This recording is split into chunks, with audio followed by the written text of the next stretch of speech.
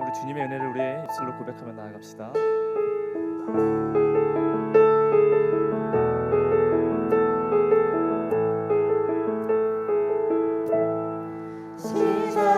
시작됐네 우리 주님의 능력이 나의 삶을 다스리고 새롭게 하네 자유하네 죄와 사망으로부터 나의 삶을 변하고나 충만하네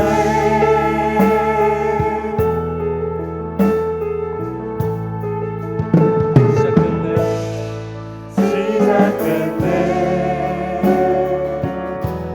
우리 주님의 능력이 나의 삶을 다스리고 새롭게 하네 자유하네 죄와 사망으로부터 나의 삶을 변하고나 충만하네 은혜로다 주의 은혜 한량없는 주의 은혜 은혜로다 주의 은혜 변함없는 신실하신 주의 은혜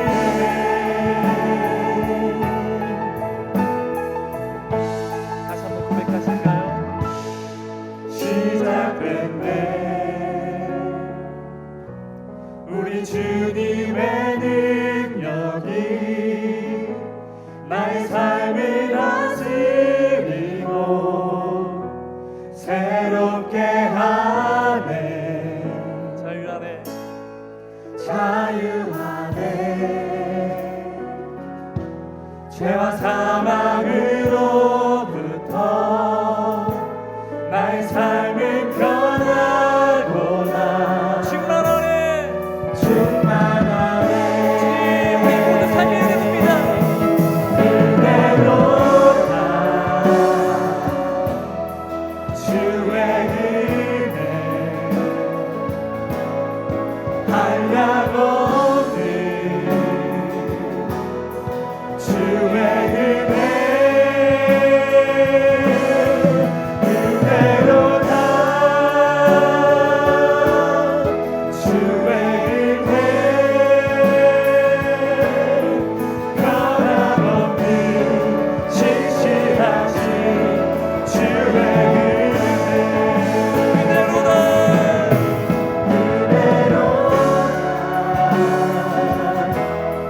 주의 은혜 한량없는 주의 은혜 은혜로다 주의 은혜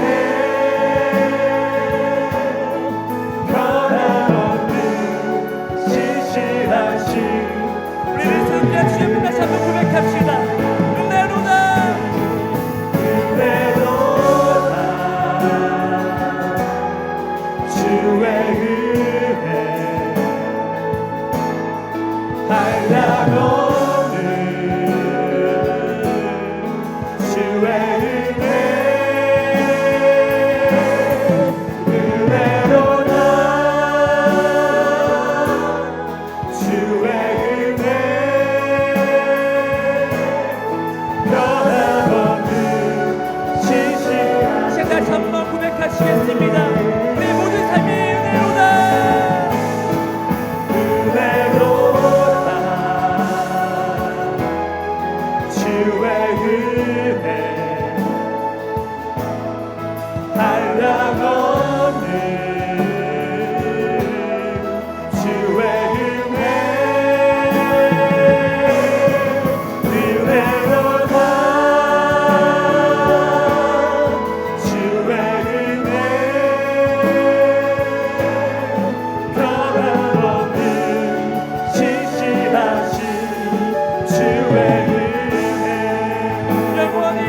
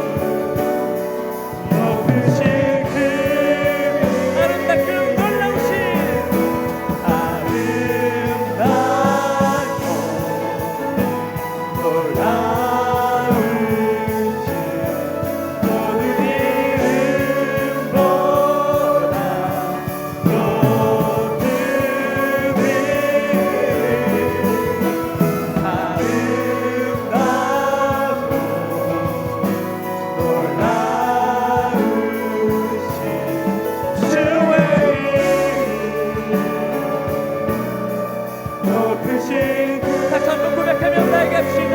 아름답고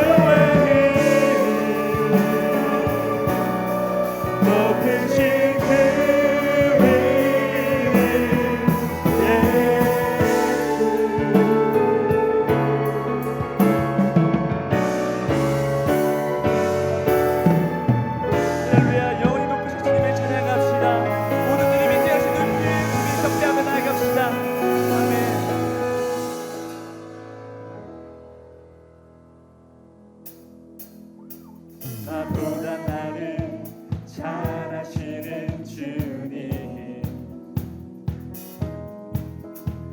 내가 주를 떠나 어디로 가겠나이까 나 어디 가든지 내 손이 나를 인도하시며 주의 오른손이 나를 붙드시리라 나를 창세 전부터 계획하시고 지금까지 인도하시네 하나님이여 주의 생각이 어찌 그리 보배로우신지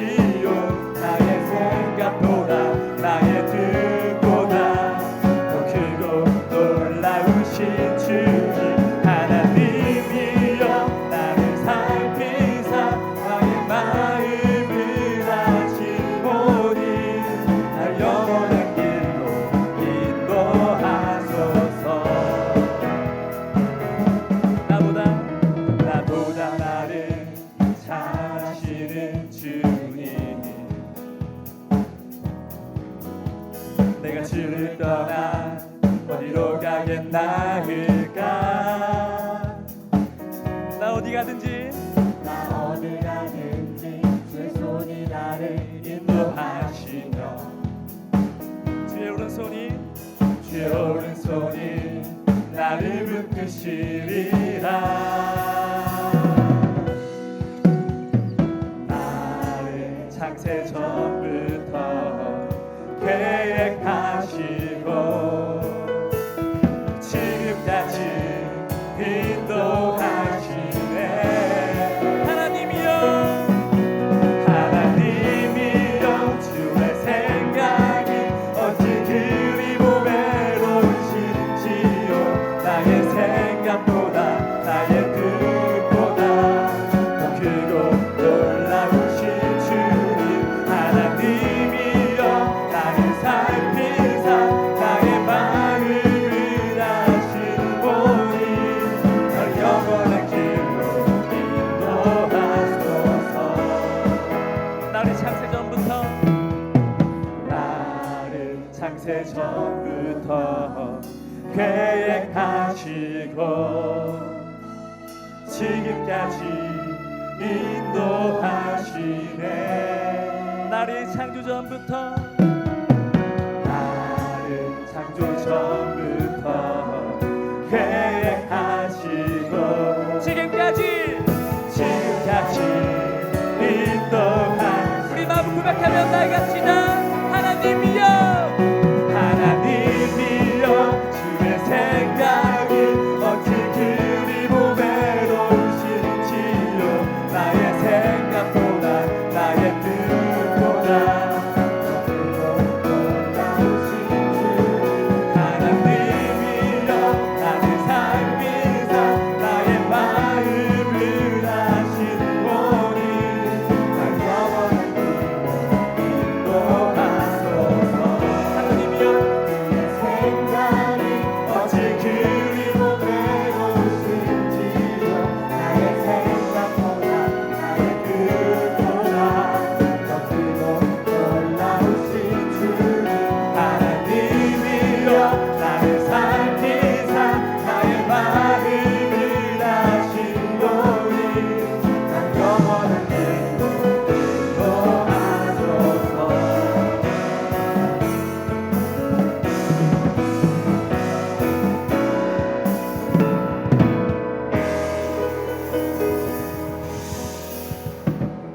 하나님이여 생각이 어찌 그리 보배로우신지요. 나의 생각보다 나의 뜻보다 더 크고 놀라우신 주님. 하나님이여 나를 살피사 나의 마음을 아시오니 난 영원한 길로 인도하소서. 하나님이여 주의 생각이 어찌 그리 보배로우신지요. 나의 생각보다 나의 뜻보다 더 크고 놀라우신 주님. 하나님이여 나를 살피사 나의 마음을 다시오니 나를 영원한 길로 인도하소서. 빛나는 왕의 왕 영광의 주님. 온 땅 기뻐하라 온 땅 기뻐하라. 황제의 옷 입고 어두운 물리쳐 저 원수를 떠내 저 원수를 떠내. 위대하신 주 찬양의 위대하신 하신 주 모두 알게 되리라. 위대하신 주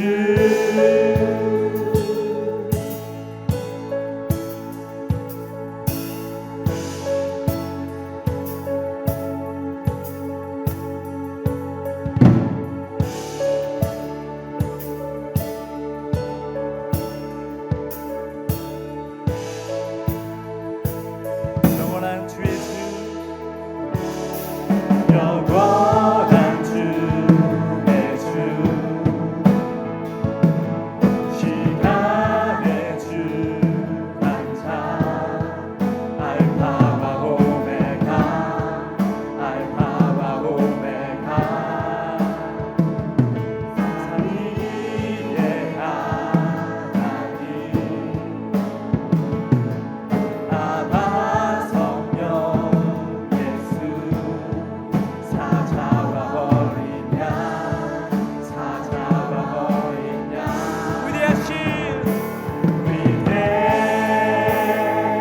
위대하신 주 찬양의 위대하신 주 모두 알게 되리라. 위대하신 주 위대하신 주 위대하신 주 찬양의 위대하신 주 모두 알게 되리라. 위대하신 주 선포하며 나아갑시다. 모든 일을 위해 뛰어나신 모든 일을 위해 일어나신 일 다 찬양의 위대하신 주 모든 일을 위해 뛰어나신 이름 선포합시다. 모든 일을 위해 뛰어나신 일 다 찬양의 위대하신 주 위대하신 주 위대하신 주 찬양의 위대하신 주 모두 알게 되리라. 위대하신 주 위대하신 주 위대하신 주 찬양의 위대하신 주 모두 알게 되리라.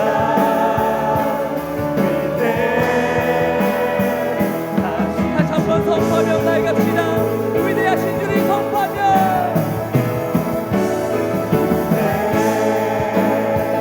하신 주 찬양의 위대하신 주 모두 알게 되리라. 위대하신 주 주님의 높고 위대하심을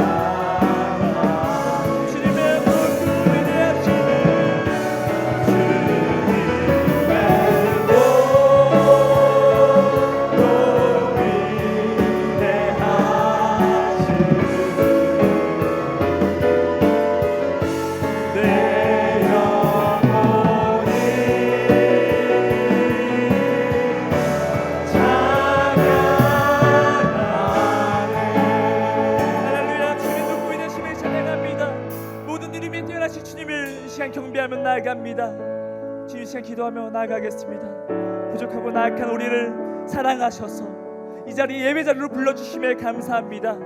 이 예배 임재 가운데 나의 삶을 다스리시고 새롭게 하는 은혜를 부어주시옵소서. 이 시간 허영 목사님께서 말씀을 선포하실 때에 우리의 모든 슬픔이 기쁨으로 변화되어지는 은혜 충만한 시간 되게 해달라고 이 시간 나같이 주여 한번 외치고 통성으로 기도하며 나아갑시다. 주여, 주님 나의 삶을 다스리옵소서. 주님께서 축복하시는 주님의 그 사랑을 나의 삶 속에 고백하며 살아갈 수 있도록 동행하여 주시옵소서. 아름다우시고 위대하신 주님 앞에 주님만을 경배하며 나아갑니다. 나로 세워진 주님의 은혜를 경험하게 하여 주시옵고 내가 나아간 끝까지 주님의 벌에 간다며 나같이 꿈을 주여 우리를 붙잡아 주시옵소서. 주님을 사랑하고 나를 사랑하며 공동체를 사랑하는 우리가 되게 하여 주시옵소서. 주님 우리의 모든 삶을 다스려 주시옵소서. 새로운 삶을 경험하게 하여 주시옵소서.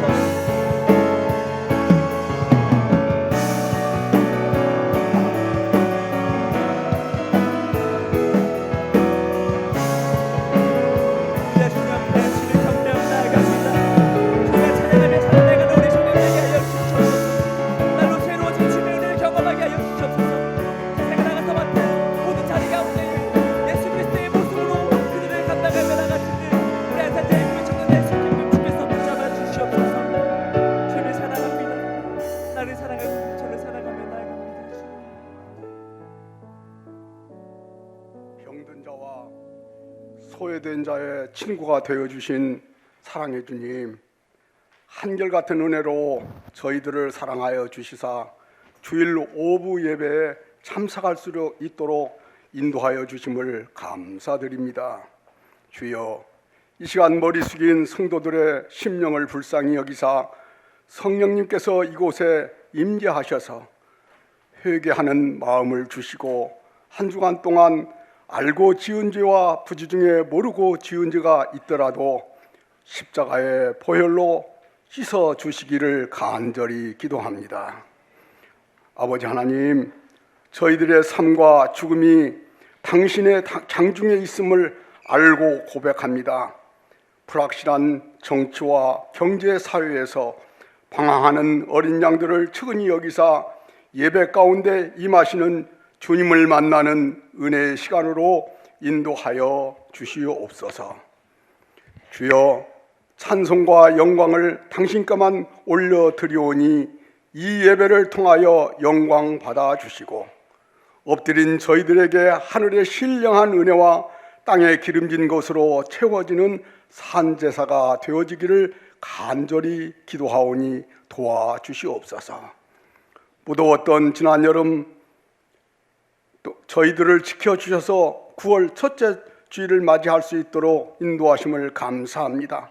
이번 가을을 통하여 안산조일교회 젊은이들이 바라고 원하는 일들이 성취되어지는 결실의 계절이 되어지기를 원하오니 일자리가 필요한 자에게 일터를 주시고 가정을 이루고자 하는 이에게 베풀을 허락하시며 건강하기를 원하는 자에게 주님이 손길이 임하셔서 건강을 회복하는 이적과 기술을 체험하여 흔들리지 않는 신앙의 열매를 맺는 수확의 계절이 되어지기를 위하여 간절히 기도합니다. 주님, 100일의 총회가 저희 교회에서 9월 26일부터 치러지도록 허락하여 주심을 감사합니다. 저희들은 온 교회가 기도로 준비케 하옵시고 열심과 성으로 준비하여 부족함이 없게 하시오며 이번 열려지는 100일의 총회가 생산적이며 하나님 보시기에 아름다운 성총회로 인도하여 주시기를 간절히 기도합니다. 수도권 서남방 300만 영혼 구원과 안산시 복음화를 위하여 3만 성도와 1만 구조 운동이 살생되어 아름답게 지어진 이 교회당이 하루속히 봉헌되어지기를 원하오니 저희들에게 전도의 열정과 교회를 사랑하는 마음을 허락하여 주시기를 간절히 기도합니다. 고은 담임 목사님의 남은 목회 사역을 주님께서 함께 하셔서 아름답게 하시고 후임 허요한 목사님에게 여호수아와 같은 지도력과 바울 같은 영성을 허락하여 주셔서 교회가 날로 발전하고 은혜가 넘치도록 도와주시옵소서. 오늘 또 허요한 목사님 단에 쓰셔서 말씀을 전파하실 때 성령의 두루마리를 입혀 주셔서 선포하는 말씀이 능력의 말씀이 되도록 함께하여 주옵시고, 이 말씀으로 우리들의 심령이 변화되고 새로워지는 은혜 내려 주시옵소서. 130년 전 이 땅에 언더우드 목사님과 벤셀라 목사님을 보내주셔서 부족한 저희들에게 오늘 복음을 전파하여 주심을 감사합니다. 또한 우리들에게도 선교의 사명이 주어진 줄로 믿습니다. 선교의 현장에 서 있는 선교사님들에게 주님 위로하여 주시고 힘을 주셔서 사명 감당하기에 넉넉한 은혜를 주시오하며, 기도와 물질로 후원하는 선교 동역자들에게도 풍성한 은혜를 내려주시기를 간절히 기도하며, 이 모든 말씀 예수님 이름으로 기도합니다. 아멘.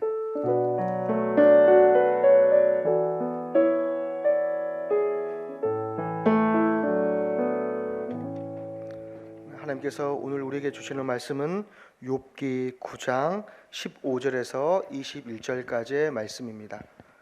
욥기 9장 15절에서 21절까지의 말씀, 구약성서 769페이지에 있습니다. 제가 봉독회에 올리도록 하겠습니다. 가령 내가 의로울지라도 대답하지 못하겠고 나를 심판하실 그에게 간구할 뿐이며, 가령 내가 그를 부르므로 그가 내게 대답하셨을지라도 내 음성을 들으셨다고는 내가 믿지 아니하리라. 그가 폭풍으로 나를 치시고 까닭 없이 내 상처를 깊게 하시며 나를 숨쉬지 못하게 하시며 괴로움을 내게 채우시는구나. 힘으로 말하면 그가 강하시고 심판으로 말하면 누가 그를 소환하겠느냐. 가령 내가 의로울지라도 내 입이 나를 정죄하리니 가령 내가 온전할지라도 나를 정죄하시리라. 나는 온전하다마는 내가 나를 돌아보지 아니하고 내 생명을 천히 여기는구나. 아멘. 이 시간 허요한 후임 목사님 나오셔서 나는 나를 정말 사랑하는가 라는 제목으로 말씀 선포하실 때 하나님의 큰 위로가 여러분 가운데 있기를 바라겠습니다. 안녕하세요. 네, 다들 잘 지내셨어요? 네, 2주 만에 뵙습니다. 오늘은 나는 나를 사랑하는가 이런 제목의 말씀 함께 나누려고 합니다. 여러분 혹시 본 적이 있는지 모르겠는데 2014년에 개봉한 영화 중에 족구왕이라는 영화가 있었어요. 이 영화의 주인공이 누구냐면 응답하라 1988 그 드라마에서 정봉 오빠로 출연했던 그 안재홍이라는 배우입니다. 근데 이 작품의 주인공은 어떤 인물이냐면 군대를 이제 갓 전역을 하고 복학을 하게 된 복학생 홍만섭이에요. 이 전공이 뭐냐면 식품영양학과. 그리고 학점은 2.1점. 스타일은 여자들이 싫어하는 스타일. 여자친구는 사귀어 본 적이 없는 아주 지극히 평균 이하의 그런 학생이라고도 할 수 있겠습니다. 근데 이 만석이라는 학생이 이제 군에서 전역을 해서 학교에 복학을 하고 보니까 모든 학생들이 취업을 위해서 또 정규직을 위해서 목숨을 걸고 도서관과 기숙사 혹은 이 집을 왔다 갔다 하는 겁니다. 그러니까 뭐 청춘의 낭만 혹은 뭐 흥겨움 이런 것들은 다 사라져 버리고 너무 캠퍼스가 삭막한 거예요. 그런데 이 복학생이 좀 달라요. 이 복학생은 족구를 즐기고 또 족구하는 사람들을 모으고 족구 대회를 하자고 하고 그걸 열심히 준비를 하는 겁니다. 이런 모습을 옆에서 지켜보고 있던 사람들이 너무 답답해서 묻습니다. 너 왜 그렇게 분위기 파악을 못하냐? 다들 이렇게 열심히 취업 준비하는 거 안 보이냐? 도대체 너에게 족구는 뭐냐? 그랬더니 이 만섭이라는 이 배우가 등장인물이 명언을 남깁니다. 재미있잖아요. 그리고 나서 덧붙이는데 남들이 싫어한다고 자기가 좋아하는 걸 숨기고 사는 것도 바보 같다고 생각해요. 이런 말을 해요. 여러분 요즘 우리가 자존감이 중요하다 또는 자존감을 높여야 한다 자존감이 높아야 건강하다 이런 이야기 참 많이 듣습니다. 아마도 이 족구왕에 등장하는 이 홍만섭이라는 주인공은 건강한 자존감이 어떤 건지를 잘 보여주는 그런 인물이 아닌가 하는 생각이 들어요. 여러분, 자존감이라는 게 뭐죠? 국어 사전을 찾아보니까 자존이라는 것을 자기의 품위를 스스로 지키는 것 이렇게 정의해놨고, 영어로는 셀프 이스팀이라고 부릅니다. 그러니까 자기가 자기를 존중할 줄 아는 것 이렇게 말합니다.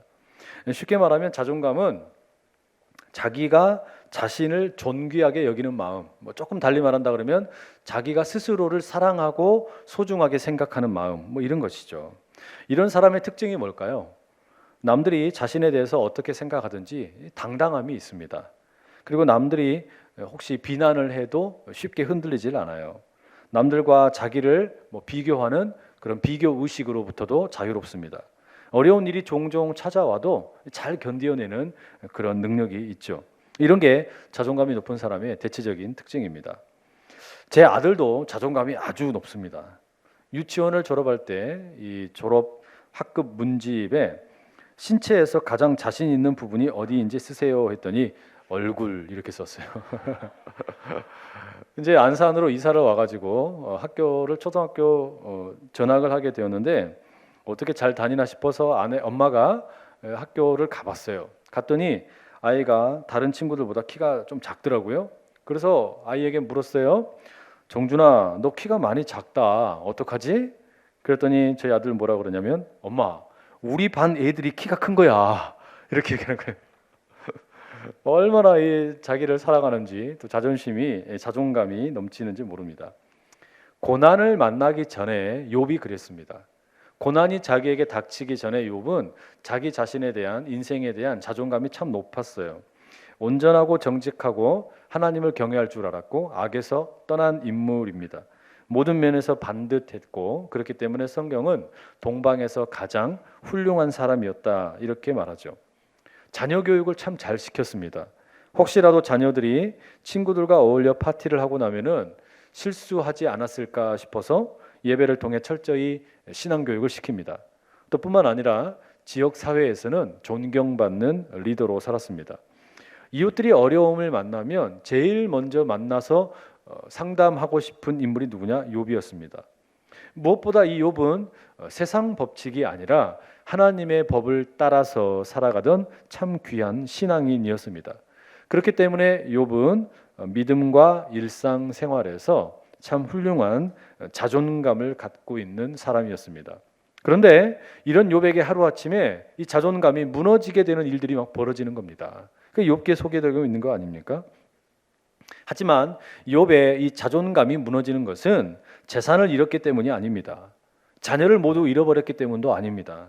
동네 주민들로부터 버림받았기 때문도 아닙니다. 아내로부터 저주를 들었기 때문도 아닙니다. 친구였던 엘리바스가 인생이란 씹는 대로 거둔다라고 비판했기 때문도 아닙니다. 빌닷이 전통에 기대어 욥을 비난했기 때문도 아닙니다.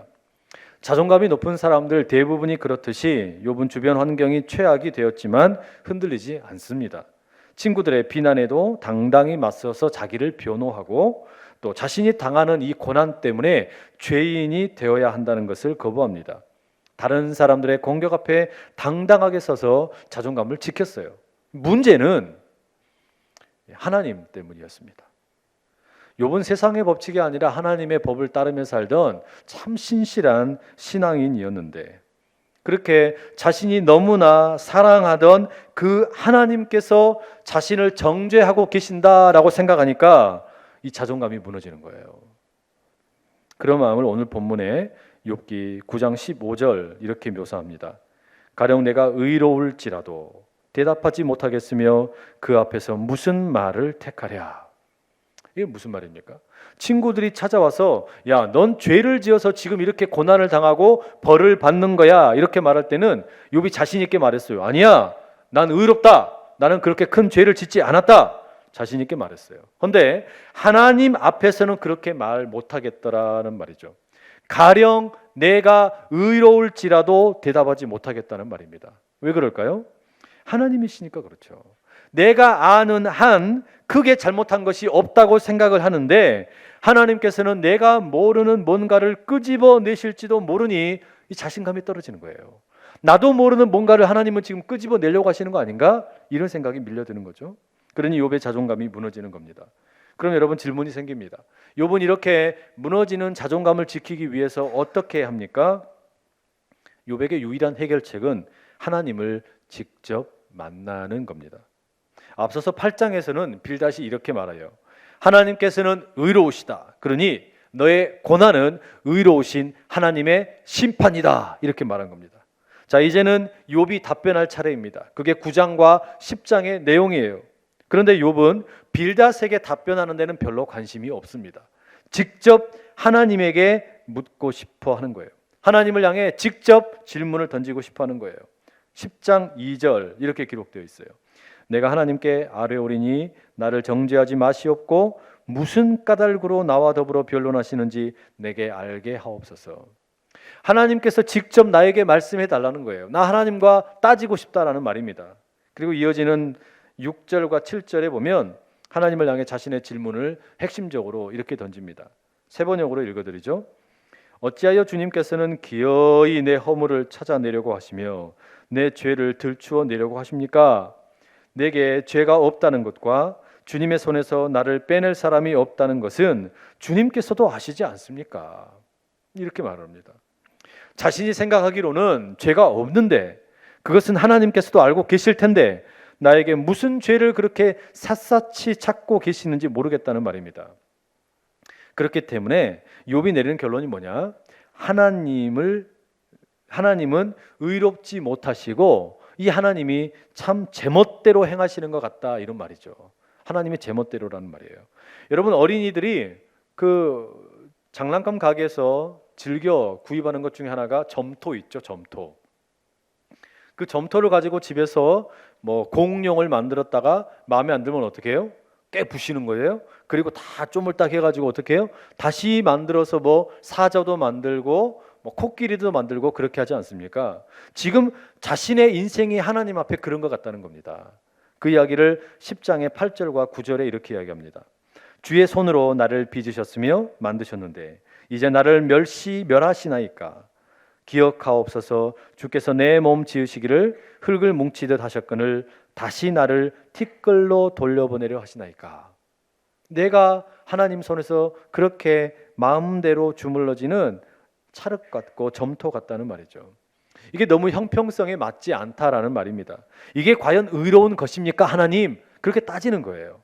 이게 과연 공평한 판단이냐고 묻는 겁니다. 욥이 아무리 생각을 해봐도 하나님이 제멋대로인 것 같은 거예요. 왜? 나보다 훨씬 악한 사람은 아무 일 없이 잘 살고 있고 나는 하나님 법대로 하나님 뜻대로 최선을 다해서 열심히 살았음에도 불구하고 나는 왜 이 모양 이 꼴이 되었냐? 도무지 알 수가 없다라고 말하는 거죠. 이런 상황이다 보니까 욥이 힘겹게 지켜왔던 자신의 자존감이 무너지는 것을 경험을 하다 보니까 이 큰 고난 속에서 욥은 자기 자신이 발가벗겨지는 것을 마주하게 됩니다.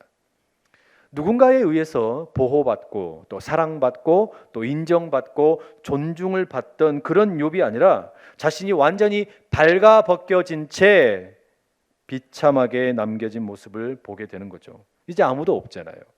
재산 없고 자녀들, 동네 사람들, 아내, 친구들까지 모두 자기를 다 비난합니다. 그리고 심지어는 그렇게도 사랑했던 하나님마저도 자신을 비판하고 벌을 내리시는 것 같은 거예요. 그러니 이제 욥에게는 자기 자신밖에 남지 않은 겁니다. 나를 둘러싸고 있던 모든 것들이 다 떠나버린 것을 느낀다는 말이죠. 홀로 남겨진 것만 같은 욥이 스스로에게 독백을 이렇게 합니다. 9장 21절 오늘 본문인데요. 나는 온전하다마는 내가 나를 돌아보지 아니하고 내 생명을 천히 여기는구나. 같은 구절을 세번역은 이렇게 옮깁니다.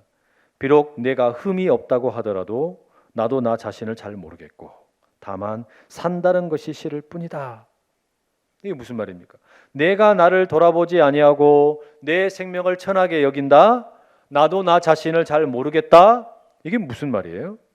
이걸 달리 말하면 이런 얘기죠. 과연 내가 정말 나를 사랑하기는 했나? 내가 나를 정말로 사랑하는가? 이걸 달리 말하면 내가 나를 사랑한다는 것은 과연 진짜 나를 사랑하는 것이냐, 아니면 누군가에 의해서 포장된 나를 사랑하는 거냐, 이런 말입니다.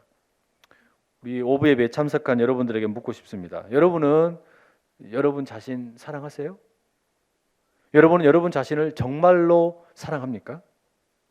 누군가에 의해서 보호받지 못하고 사랑받지 못하고 거절당하고 심지어는 돌봐주지 않게 되고 인정해주지 않고 비난하고 저주를 하는데도 여러분, 그런 여러분 자신 사랑할 자신이 있습니까? 올해 7월 달에 출간된 책 중에 나는 가해자의 엄마입니다 라는 제목의 책이 있습니다. 이 책은 미국에서 1999년 4월에 그 콜럼바인 고등학교에서 졸업반 학생 2명이 특별한 이유도 없이 학교에서 총기를 난사해가지고 학생과 교사들 합해서 13명을 죽이고 24명에게 부상을 입히고 나서 자기들은 스스로 목숨을 끊은 그런 사건이 있었죠.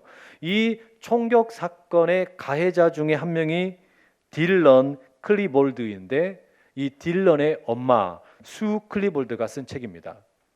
보통은 여러분 이렇게 비극적인 사건이 생기면 누가 책을 쓰냐면 피해자의 가족들, 그러니까 피해자의 가족들이 그 아픔을, 심정을 남기죠. 그런데 이 책이 참 새롭다라고 느낀 것은 뭐였냐면 가해자의 가족인 엄마가 책을 쓴 거예요. 그래서 이걸 제가 읽어보게 되었습니다. 이 책에 있는 내용 가운데 두 내용을 읽어드리겠습니다. 남편 톰은 딜런이 우리도 죽였더라면 좋았을 텐데, 혹은 우리가 아예 태어나지 않았더라면, 이런 이야기를 자주 했었다. 나는 자면서 죽게 해달라고 기도했다. 잠에서 깨어나는 고통, 이 모든 일이 끔찍한 악몽이 아님을 깨닫는 고통에서 조용히 해방되고 싶었다. 차에 앉아 있다 보면 내 목숨을 학교에서 죽은 사람들 목숨 대신 내줄 기회가 있으면 얼마나 좋을까. 나 자신을 희생해서 많은 사람들을 구할 기회가 생기면 얼마나 좋을까 하는 공상을 했다. 죽으면 이 모든 것에서 벗어날 수 있을 것이고 다른 사람을 위해 죽을 수 있다면 내 비참한 생에도 의미가 생길 테니까. 또 다른 구절을 읽어드리죠. 내가 지역 대학에서 일할 때 학생 한 명이 장애인으로 살면서 가장 힘든 일이 무엇인지 말해준 적이 있다. 누구든 장애를 가장 먼저 봐요. 그 사람들이 보기에 나는 사람이기 이전에 장애인인 거예요. 그런데 콜럼바인 이후에야 그 학생이 한 말이 정확히 무슨 뜻인지 알 수 있었다. 내가 영원히 살인자를 키운 엄마로 비춰질 것이며 어느 누구도, 나 자신조차도 나를 다른 존재로 보지는 않으리라는 것을 확실히 알 수 있었다. 저는 여러분 이 책을 읽으면서 욥과 경우가 다르지만 이 책을 쓴 이 엄마 수 클리보드가 욥처럼 생각났습니다. 자신이 태어나지 않았더라면 좋았을 것을, 내가 차라리 죽으면 좋겠다고 말하는 이 가해 학생의 엄마, 이 엄마는 욥입니다. 또 이제 더 이상 자신을 있는 그대로 사랑할 수 없는 여인, 나는 그저 살인마의 엄마일 뿐이다, 모든 사람들은 나를 그렇게 기억할 것이다, 이 여인은 욥입니다. 여러분께 다시 한번 묻죠. 여러분 정말로 여러분 자신을 사랑하고 있습니까? 여러분은 여러분 자신을 잘 알고 있습니까? 생각보다 여러분 우리가 자기 자신을 잘 사랑하지 않습니다. 너무나 매몰차게 자기를 미워하고 판단하고 또 안아주지를 않는단 말이에요. 자기를 모르기도 합니다. 내가 나를 사랑하고 있는 것 같지만, 또 자존감이 높은 것 같지만, 많은 경우에 내가 사랑하는 나는 뭐냐? 사람들로부터 인정받고 존경받고 멋있게 포장된 나일 경우가 많다라는 말이에요. 그러니 사람들이 떠나고 나면, 내가 쓰고 있던 가면이 벗겨지고 나면 벌거숭이가 된 나를 만나게 되는데, 그 나를 만나면 사랑하고 안아주는 것이 아니라 당황스러워진다라는 말이죠. 저는 2명의 자녀를 키우고 있는데 종종 이런 경험을 합니다. 여러분, 아이들이 종종 잘못을 해요. 그러면 훈계를 할 때도 있고 화를 냅니다. 그건 뭐 세상의 모든 아빠들이 다 동일한 일일 겁니다. 그런데 유독 심하게 화를 내는 경우가 있어요. 아마 여러분의 부모님들도 여러분에게 평소와 달리 어쩌면 유독 심하게 화를 낸다 싶은 그런 경우들이 있을 겁니다. 왜 그럴까요? 자기 자녀에게서 내 모습이 보이기 때문에 그래요. 그 자녀에게서 내가 싫어하는 내 모습이 보일 때 더 화를 심하게 내는 겁니다. 내가 싫어하는 모습이 내 자녀에게 보이면 그렇게 밉고 짜증이 나는 거예요. 그러면 그것은 사실은 자녀를 향해서 화를 내는 게 아니라 나를 향해서 화를 내는 겁니다. 나 자신을 향해서 화를 내는 거죠. 욥이 그랬던 것처럼 우리는 여러분 자기 자신을 충분히 돌보지 못하고 살고 있습니다. 우리는 스스로를 잘 알지 못한 채 사는 경우가 참 많아요. 자기 자신을 충분히 사랑해 주지 못한다라는 말입니다. 그런데 고난의 역설이 뭡니까? 그렇게 내가 잘 모르던 나, 내가 사랑하지 못하던 나, 그래서 포장에 되어 있던 나를 만나는 게 고난이에요. 고난이 찾아오게 되면 나를 덮고 있던, 내가 쓰고 있던 가면들이 하나 둘 벗겨지게 되고 민낯이 드러난다라는 말이죠. 여러분, 그렇게 진짜 나를 만나게 되면 어떻게 해야 되겠습니까? 꼭 안아주고 사랑해주고 돌봐줘야 됩니다. 만약에 나 자신마저도 그렇게 고난 가운데 어려운 일을 만났을 때 내가 나 자신으로부터 등을 돌려버리면 어떻게 됩니까? 그게 말하자면 정신적인 고통이 되겠죠. 얼마나 힘들고 또 그것은 누가 나를 지켜줄 수 있겠습니까? 누가 나를 사랑하겠습니까? 욥은 지금 자신이 그렇게 모든 가면으로부터 벗겨지고 홀로 남겨진 채 그렇게 서글프게 앉아있는 모습을 보면서 너무나 실망하고 자존감이 사라지는 것을 느끼고 있는 것이죠. 여러분, 어떻게 하면 좋겠습니까? 여러분에게 저는 오늘 그런 자기 자신을 사랑하지 못하고 또 자기 자신의 그 모든 가면이 벗겨진 채 그 내 싫어하는 모습들이 많이 보일 때 그것 때문에 갈등하는 여러분들 계신다면 야곱의 이야기를 소개해드리고 싶습니다. 우리 청년들이 연합으로 함께 1, 2, 3층이 무주로 선교를 떠났을 때 잠깐 소개해드린 내용이기도 합니다. 이 야곱이 누굽니까? 야곱은 아버지 이삭과 어머니 리브가 사이에 태어난 쌍둥이로 둘째 아들입니다. 그런데 하나님께서는 이 야곱을 향해서 그 야곱이 리브가 어머니의 뱃속에 있을 때부터 내가 너를 택하였다라고 말씀을 하셨어요. 창세기 25장 23절인데요. 두 국민이 네 태중에 있구나. 두 민족이 네 복중에서부터 나누이리라. 이 족속이 저 족속보다 강하겠고 큰 자가 어린 자를 섬기리라. 이게 무슨 이야기냐면 하나님께서 야곱을 택하신 거예요. 야곱이 뭔가를 잘해서 야곱이 뭔가를 아주 증명을 해서 야, 넌 사랑받을 만한 자격이 있구나. 그래서 택하신 게 아니라 그냥 하나님이 택하신 겁니다. 문제는 야곱이 그 하나님의 은혜, 하나님이 나를 택하셨다라는 사실을 누리지를 못하는 겁니다. 야곱은 그냥 가만히 있어도 택함을 받은 자녀인데 자기가 무엇인가 가치 있다라는 것을 증명하려고 부단히 노력을 합니다. 내가 사랑받을 만한 자격이 있다라는 것을 또 멋진 인생이라는 것을 증명하려고 부단히 애를 쓰는 거예요. 왜 그랬을까요? 형 에서에 비해서 자기는 초라하고 아버지의 사랑을 받지 못한다고 생각했기 때문입니다. 그 비교의식 때문이었죠. 그래서 옳지 못한 방법을 사용합니다. 아버지와 형을 속여서 축복을 가로채고 어머니 리브가의 도움을 받아 외삼촌 라반의 집으로 도주합니다. 거기서도 속고 속이는 삶을 무려 한 20년 동안 살게 되죠. 결국 여러분 야곱의 인생에 남은 것이라고는 어떤 사랑이나 아름다움이나 이런 것과는 상관없이 거짓과 분노와 사기와 또 야망과 욕망, 욕심밖에 남지 않았습니다. 야곱은 그 자신의 이름의 뜻대로 움켜쥐는 자, 빼앗는 자 그런 이름대로 살았습니다. 그런데 무슨 영문인지 야곱이 20년 만에 고향으로 돌아갈 결심을 합니다. 4명의 아내와 수많은 자녀들, 그리고 소와 또 나귀와 양떼와 많은 노비를 거느리고 고향으로 돌아가기로 결심하죠. 그럼 여러분, 형 에서는 옛날 일을 다 잊었을까요? 아닙니다. 야곱이 돌아온다는 소식을 듣고 에서는 군인 400명을 이끌고 찾아 나섭니다. 그 소식을 듣자 이제 겁이 난 야곱은 어떻게 했을까요? 야복 나루터라는 곳에서 자기만 남고 짐승들 다 먼저 보내고 종들을 다 보냅니다. 그리고 아내들도 다 보내고 자녀들도 다 보내는 거예요. 이제 남은 것은 나루터에 혼자 남게 된 것이죠. 홀로 남게 되었어요. 마치 욥이 모든 것을 다 잃어버리고 홀로 남게 된 것처럼 야곱 역시 야복 나루터에 혼자 남는 시간을 갖게 된 겁니다. 홀로 남겨진다는 것, 그것은 내 가면이 벗겨지는 시간입니다.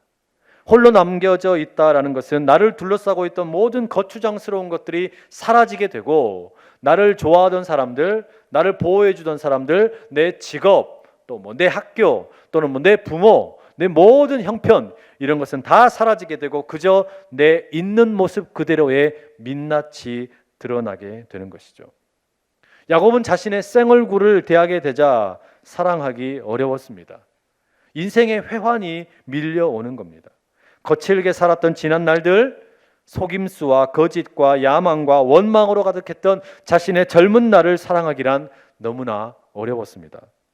이제는 가진 것도 많습니다. 커다란 부자가 되었고 또 자녀들도 있고 아내도 있습니다. 많은 식구들이 있습니다. 그러나 자신을 사랑할 수가 없는 거예요. 여전히 형과 화해하지 못한 채 갈등하고 있는 자신이 싫습니다. 바로 그렇게 홀로 있는 시간에 야곱에게 무슨 일이 벌어집니까? 창세기 32장 24절. 야곱은 홀로 남았더니 어떤 사람이 날이 새도록 야곱과 씨름하다가. 홀로 야곱이 남아있을 때, 야곱이 홀로 있을 때 하나님께서는 야곱을 찾아가셨어요. 야곱이 뭔가 준비가 다 되어 있고 뭔가 멋진 모습을 하고 있고 자격이 있어서 찾아간 것이 아니라, 야곱이 자기 자신을 사랑할 수 없고 내가 왜 이 모양인지, 나는 왜 이렇게 욕망을 따라서 미움을 따라서 사기와 거짓말로 가득 찬 삶을 살았는지 도저히 내 자신이 용서되지 않고 사랑할 수 없다라고 절망하고 있는 그때에 하나님께서 야곱을 찾아가십니다. 그리고 하나님께서 야곱에게 씨름을 걸어 오시는 거죠. 그 씨름은 밤새도록 이어지게 되죠. 그리고 어느덧 날이 밝아옵니다. 그런데 야곱이 씨름을 끝낼 생각을 하지 않는 거예요. 도리어 더 달려듭니다. 그러자 하나님께서 야곱의 허벅지 관절을 치시면서, 그 환도뼈를 치시면서 야곱에게 물으십니다. 네 이름이 뭐냐? 내 이름은 야곱, 약탈하는 사람, 빼앗는 사람입니다. 야곱이 대답을 하죠. 하나님께서는 뭐라고 말씀하십니까? 야곱아, 이제 너는 더 이상 약탈자 야곱이 되지 말고 하나님과 겨루어 이긴 자 이스라엘로 살아라, 이렇게 말씀하시는 거예요. 바로 이게 어쩌면 여러분, 지금 홀로 남겨진 채 아무도 자신을 인정해 주지 않고 비난하는 상황에 놓여 있는 욥이 원하는 그런 모습 아닐까요? 욥은 지금 홀로 있는 상황에서 이런 하나님을 만나고 싶은 겁니다.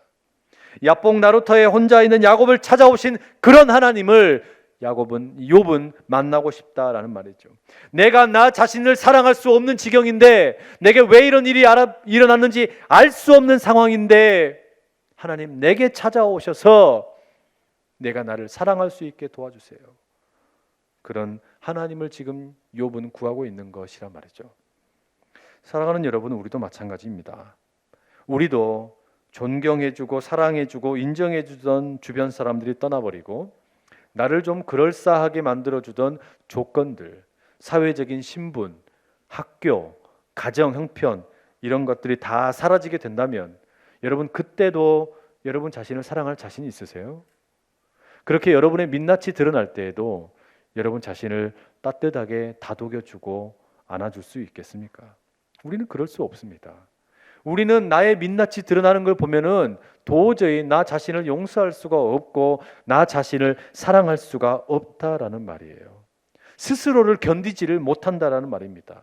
그러니 우리는 주님을 만나야 할 줄로 믿습니다. 내가 나 스스로는 도저히 나를 사랑할 수가 없어요. 다른 세상의 사람들은 말할 것도 없고 나 자신조차도 사랑할 수 없는 게 우리들의 연약한 모습이라는 말입니다. 그러나 우리 주님을 만나게 되면 약탈자 야곱을 하나님과 겨루어 이긴 자 이스라엘로 변화시킨 그 하나님을 만나면 우리가 우리 자신을 사랑하게 되는 놀라운 일이 펼쳐지게 될 줄로 믿습니다. 여러분, 그 만남은 홀로 있을 때 찾아오는 변화입니다. 그 만남은 나의 가면이 벗겨지는 시간입니다. 그 만남은 나의 존재가 새롭게 되는 변화입니다. 그 만남은 사랑하지 못했던 나를 진심으로 인정하고 사랑해주고 껴안아주게 되는 만남입니다. 여러분, 이 만남을 통해 여러분이 여러분 자신과 화해하고 여러분 자신을 용납해주고 사랑해줄 수 있는 그런 길이 열릴 수 있기를 간절히 축복합니다. 오늘날 너무나 많은 청년들이 자기 자신을 사랑하지 못하고 살아가는 경우가 너무 많습니다. 경쟁에 몰리다 보니까 많은 사람들과 경쟁을 해야 되고 치열하게 싸워야 되고, 그러다가 어떤 이들은 수면제가 없이는 잠을 이룰 수가 없고, 심해지면 공황장애, 우울증, 외모에 대한 컴플렉스, 때로는 가정 형편에 대한 원망, 이런 것들 때문에 자기 자신을 사랑하지를 못해요. 자기 자신을 있는 그대로 받아들이지를 못하는 거예요. 그러니 여러분, 우리가 어떻게 다른 사람을 사랑할 수 있겠습니까? 어떻게 우리가 다른 사람을 용납할 수 있겠어요? 내가 나 자신을 사랑하고 아끼고 격려해주지 못하면 내가 산다는 것은, 내가 살아간다는 것은 불가능한 일이 되는 겁니다. 여러분, 중세시대 클레버의 버나드라는 영성가가 우리의 사랑에 대해서, 우리가 나를 사랑하는 것에 대해서 4가지의 단계로 이렇게 이야기한 게 있습니다. 제일 낮은 단계의 사랑은 자기 자신을 위해서 자신을 사랑하는 겁니다. 2번째는 자기 자신을 위해서, 자기 자신의 욕심을 위해서 하나님을 사랑하는 거예요. 그리고 3번째는 하나님을 위해서 하나님을 사랑하는 거예요. 그리고 마지막 4번째가 뭔 줄 아세요? 하나님을 위해서 자기 자신을 사랑하는 길이 열린다는 거예요. 왜 그렇습니까? 나는 나를 사랑하지 못하는데, 그렇게 사랑할 만한 능력이 없는데, 우리 주님 예수 그리스도께서는 내 형편과 상관없이 십자가에 달려 돌아가시면서까지 나를 사랑해 주신 겁니다. 내 모습 상관없이 우리 주님은 내가 나를 사랑할 수 있는 용기를 불어넣어 주시는 거예요. 네가 너를 사랑해야 된다. 네가 너를 끌어안아 줘야 된다. 우리 주님께서는 그렇게 먼저 우리를 사랑해 주신 겁니다. 그러니 여러분, 주님께 내가 중요한 존재가 되었기 때문에 나를 사랑할 수 있는 용기를 얻으실 수 있기를 간절히 축복합니다. 이 시간에 우리 여러분 같이 한번 기도하실 때 우리 이렇게 한번 같이 기도하시면 좋겠어요. 하나님, 나는 내 자신을 사랑할 힘이 없고 용기도 없고 능력도 없습니다. 나를 좋게 봐주던 사람들 떠나버린다면 내 모든 사회적인 신분이나 형편이나 조건들이 다 사라지고 난 채 민낯이 드러나게 될 때 나는 그 드러난 민낯을 쳐다볼 용기가 없습니다. 그러나 하나님, 우리 주님께서 이렇게 보잘것없는 나를 십자가에 달려 죽으시기까지 나를 사랑해 주셨다니, 우리 하나님을 위해, 예수님을 위해 나를 사랑하는 그 용기를 갖게 하여 주시옵소서. 이 어려운 경쟁의 시대에 하나님, 나를 그저 경쟁으로 나 자신을 내몰기만 하는 것이 아니라 따뜻하게 다독여 줄 수 있고 격려해 줄 수 있고 내가 나를 끌어안아 줄 수 있는 그런 여유가 내게 있게 해 주십시오. 그런 마음으로 이 시간에 주여, 큰 목소리가 아니어도 자기 자신을 껴안아 주며 주여 힘있게 3번 외치고 기도하며 나갑니다. 주여, 주여, 주여. 아버지, 나를 도와주세요. 하나님, 내가 나를 사랑할 수 있게 길을 열어주시고 내가 나를 사랑하는 그 길에 갈 수 있도록 주님 도와주시옵소서. 아버지 하나님, 내가 나 자신이 너무나 미워서 나 자신을 용납하지 못해서 아버지 하나님이 없이는 아버지 내가 자신을 내가 도저히 바라볼 수가 없어. 아버지, 나를 안아주시고 나를 묶어주시는 구주를 바라보며 내가 나를 끌어안게 해주시고 넘어지며 온전히 있는 모습을 받아들이며 살 수 있도록 주님 모아 주시옵소서. 그 주님께 온전한 받으시옵소서. 아버지께서 함께 해주시고 은혜를 더하여 주시옵소서. 온전히 우리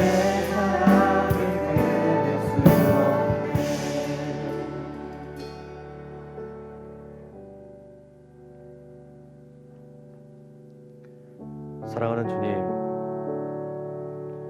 청년들이 사는 삶이 참 많이 고달픕니다. 자기 자신을 무한 경쟁에 내몰아야 되고, 나를 계속해서 닥달해야 되고, 나를 계속해서 경쟁 속에 밀어넣으면서 너무나 험한 경쟁 속에 파묻혀 살아가는 게 오늘 나의 모습입니다. 그러다 보니 하나님, 내가 나를 사랑하지 못하고 나를 있는 모습 그대로 받아들이지 못하고 사랑하고 인정해주고 품어주지 못하고 있습니다. 그러다 보니 하나님, 잠을 이루지 못해서 수면제를 먹고 때로는 우울증에 시달리기도 하고 공황장애가 찾아오기도 하고 대인 기피증이 생기기도 하면서 사람들을 피하기도 합니다. 하나님, 그것은 사람들이 무서워서가 아니라 그것은 어쩌면 내가 나를 너무나 미워하기 때문은 아니었습니까? 나의 형편이 밉고, 나의 학교가 밉고, 나의 직장이 밉고, 나의 부모가 밉고, 사실은 나 자신이 너무나 미워서 나 자신을 있는 모습 그대로 받아들이질 못해서 절망하고 있던 내 모습은 아니었습니까? 주여, 내가 나를 사랑할 수 있는 능력을 허락하여 주시옵소서. 보잘것없던 약탈자 야곱을 찾아가셔서 하나님과 겨루어 이긴 자 이스라엘이 되게 하셨다고 말씀하신 것처럼, 홀로 남겨진 채 울고 있는 욥을 우리 하나님 결국 찾아가셔서 살려주시는 것처럼 내가 나를 사랑할 수 있는 길을 열어 주시옵소서. 사랑하는 예수님의 이름으로 기도합니다.